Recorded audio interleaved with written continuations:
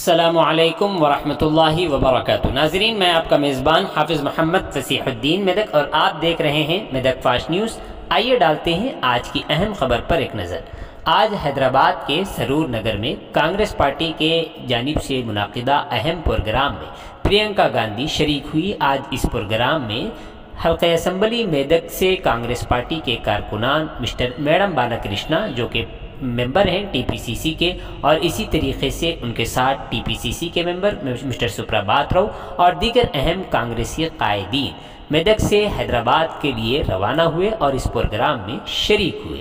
इस मौके पर टीपीसीसी के मेंबर मिस्टर एम बालाकृष्णा ने मीडिया के नुमाइंदों से बात करते हुए कहा कि आने वाले दिनों में हुकूमत सिर्फ कांग्रेस पार्टी की होगी और अनकरीब वो दिन करीब आ रहे हैं जिससे अवाम को खुशी पहुँचे। इस मौके पर उन्होंने मौजूदा हुकूमत पर इल्ज़ाम आयद करते हुए कहा कि यह हुकूमत पूरी तरीके से अवाम को दिए गए वादों में नाकाम हो चुकी है और आइंदा इंतखाबात में अवाम ज़रूर बीआरएस हुकूमत को सबक सिखाएगी। और उन्होंने इस बात का भी इजहार किया कि आइंदा इंतखाबात में ज़रूर कांग्रेस पार्टी को भारी अक्सरियत के साथ कामयाबी यकीनी है। इस मौके पर उनके हमरा कांग्रेस पार्टी के कायदीन मोहम्मद हफीज़, रमेश रेड्डी, नारसिंगी मंडल कांग्रेस पार्टी के सदर गोवर्धन रेड्डी, चिन्ना शंकरमपेट नायब एमपीपी सत्यनारायण गौड़ के अलावा दीगर कई अहम कांग्रेसी कायदीन शरीक रहे।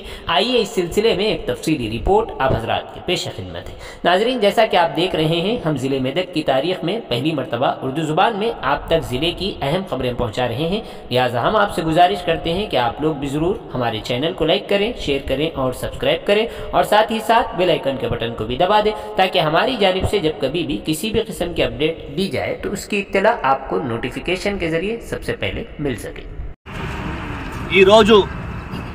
ఏఐసిసి ప్రధాన కార్యదర్శి శ్రీమతి ప్రియాంక గాంధీ వాద్రా గారు హైదరాబాద్లోని సరూర్ నగర్ స్టేడియంలో నిరుద్యోగ సంఘర్షణ సభకు హాజరు కావడం జరుగుతుంది।